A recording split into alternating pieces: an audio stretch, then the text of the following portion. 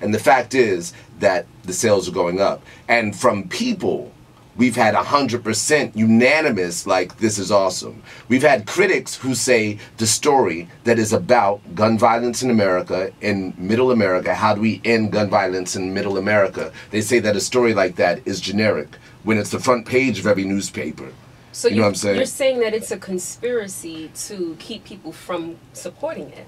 I wouldn't go so far to say that it's a conspiracy, no. What I'm saying is that sometimes you find critics playing along with ideas that are larger than they realize. And it's what Harry Belafonte said when he came to see the show, for example. He said, you have put an Afrocentric story on a Eurocentric stage. You're fighting something larger than you think. So when we speak to critics, when we speak to reviews, we have to speak to that. There's a great article out there, for example, by Henry Louis Gates in the Daily Beast that is about our play, that talks about how Tupac was made for Broadway. There's another article out there that's called They Don't Know How to Talk About Holler, If You Hear Me, that puts all the critics in perspective. And so that's what we need to talk about. If we're going to talk about the reviews, we need to talk about who's reviewing it.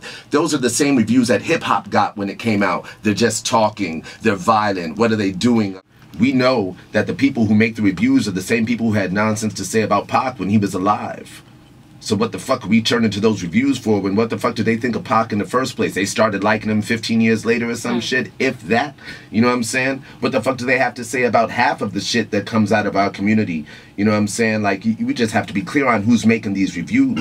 You know what I'm saying? Like, we talk about the New York Times. They've been on the wrong side of history. Look at their obituary for Amiri Baraka.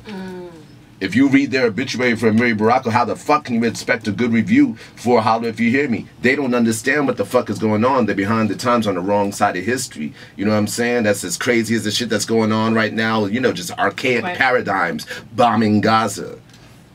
You know what I'm saying? Like, let's get real. I'll just freestyle.